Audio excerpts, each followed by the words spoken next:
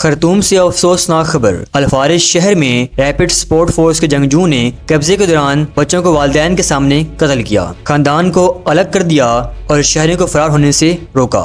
شاہدین کے مطابق شہر میں اجتماعی قتل، جنسی تشدد، لوٹ مار اور اغوا کے واقعات جاری ہیں۔ اقوام متحدہ کا کہنا ہے کہ اب تک 65,000 افراد شہر سے نکل چکے ہیں، مگر دسیاں ہزار اب بھی محصور ہیں۔ جرمن سفارت خان جوہان ویڈیفل نے حالات کو قیامت خیز قرار دیا، کہا یہ دنیا کا سب سے بڑا انسانی بحران بن چکا ہے۔ سیٹلائٹ تصویر میں اجتماعی قبریں ظاہر ہوئی۔ رپورٹ کے مطابق 2000 سے زائد شہری ہلاک ہو چکے ہیں۔ اقوام متحدہ کے مطابق خانہ جنگی سے 1 کروڑ 20 لاکھ سے زائد سوڈانی بے گھر ہو چکے ہیں۔